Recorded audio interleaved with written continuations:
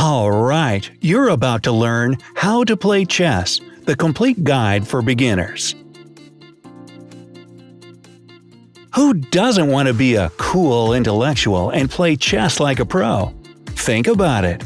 This game definitely stands out from everything else and has tons of admirers all over the world. So, do you want to join in and learn the basic rules and even some winning tricks and techniques? Then make yourself comfortable and listen up as we're about to spill all the secrets.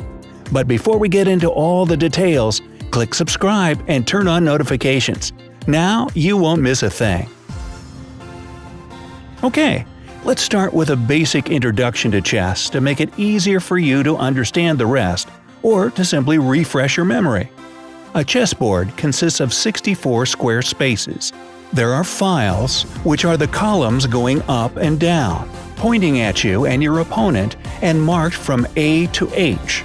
And then there are ranks, the horizontal rows from 1 to 8. Each of the 64 spaces is identified by the combination of a letter of the file and a number of the rank. The player with the white pieces goes first. Each chess piece has a name and specific move capabilities. Don't forget to position the board correctly before playing. Each player should have a dark square in their lower left corner. Now, the first piece we're going to discuss is the rook. It's placed at the corners of the board, which are A1 and H1 for one player, and A8 and H8 for the other.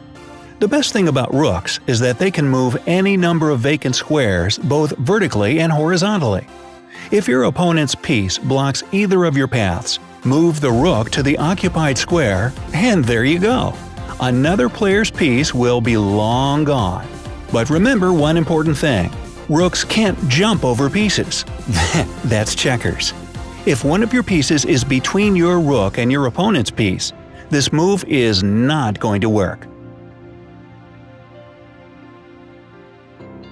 Next, we'll take a closer look at the horse or knight. Knights are placed on squares B1 and G1 for one player, and B8 and G8 for the other. Unlike rooks, knights can jump over other pieces, and they're actually the only piece that can do that. They move in an L-shaped pattern, 2 squares horizontally and 1 vertically, or 1 horizontally and 2 vertically. Keep in mind that knights can capture a piece only when they land on that piece's square.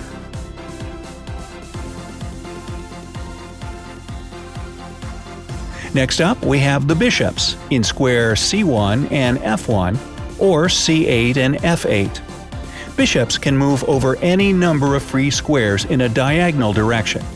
Just like rooks, they can capture an opponent's piece standing in their way by stopping on that piece's square. But step aside, everyone. It's time for the king and queen to enter the game. Welcome, your royal highnesses. You only get one queen, D1 for a white queen or D8 for a black queen, and she's the most important piece on the board, basically the rook and bishop combined. She can literally do whatever she wants, moving any number of vacant squares horizontally, vertically, or diagonally. She captures pieces on her way by moving to their squares. The king's place is one of the 2 last empty squares, E1 and E8. The king isn't as powerful as the queen, and can only move 1 square at a time horizontally, vertically, or diagonally. He can attack any piece except for the other king and queen, and that's because he can't move close enough to initiate a capture. But don't underestimate him. The king is unbelievably valuable. If you lose him, you lose the game. So try to protect him at all costs.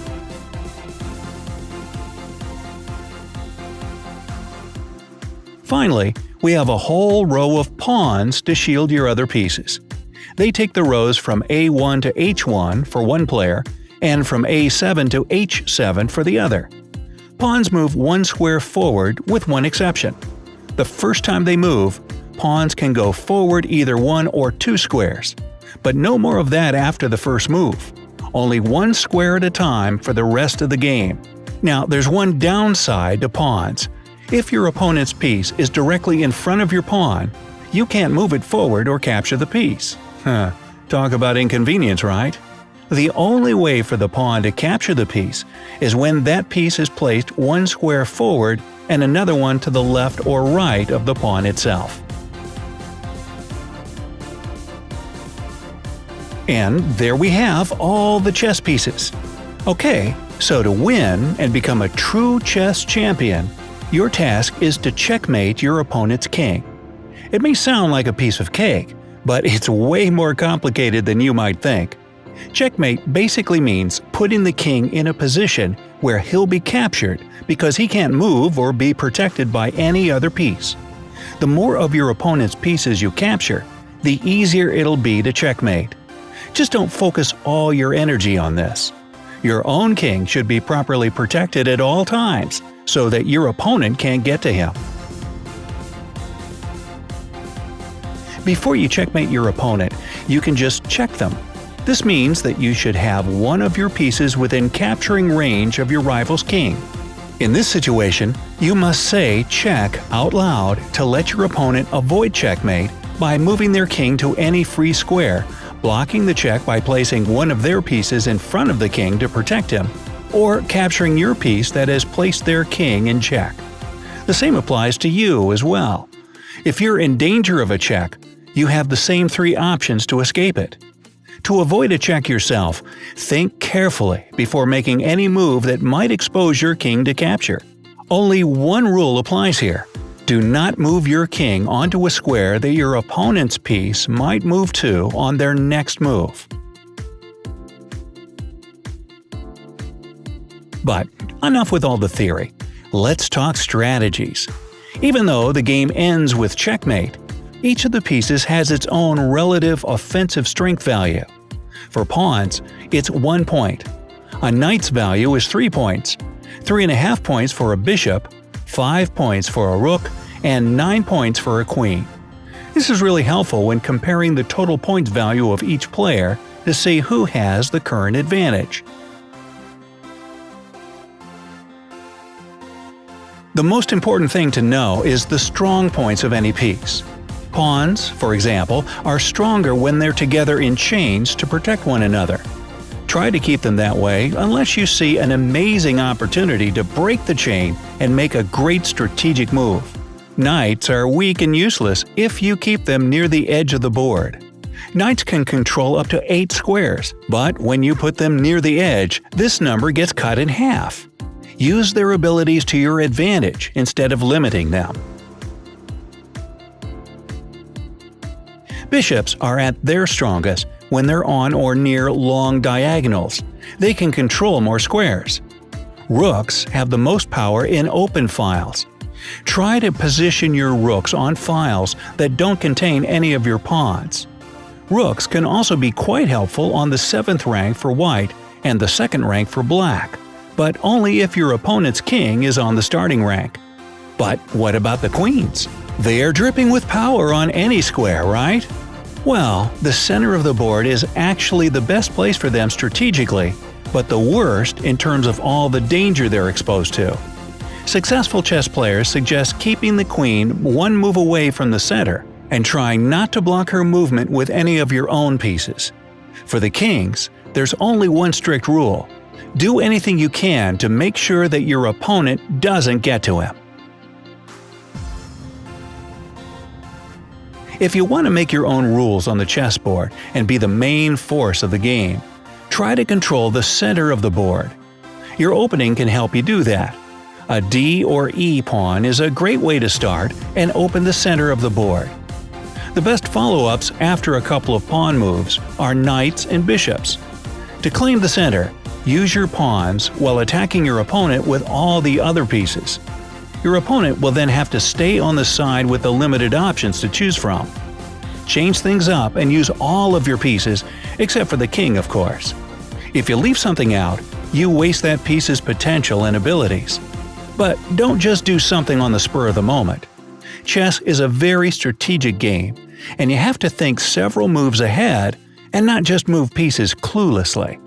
At the same time, you have to watch your opponent closely and try to foresee their strategy and plan. Way too many things to do at once, but you'll definitely love it. In addition, don't give up your pieces without a fight. Take your time and scan the board carefully to see all your options and possible moves. Don't rush, take it slow, and make sure you don't miss anything. Let's open this part with a pawn's en passant move. As you might have already guessed, it's French and stands for in passing. En passant is a special capture move that a pawn can make. If you're playing with white, your pawn must be on the 5th rank for it, and it's the 4th rank for black. For you to capture en passant, your opponent's pawn must move 2 squares forward and land next to your pawn.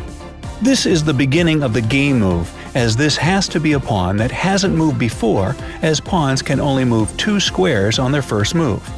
So if that happens, you can move your pawn forward diagonally to the side where your opponent's pawn is and make the capture as you pass. But it has to be done immediately, or you lose your chance.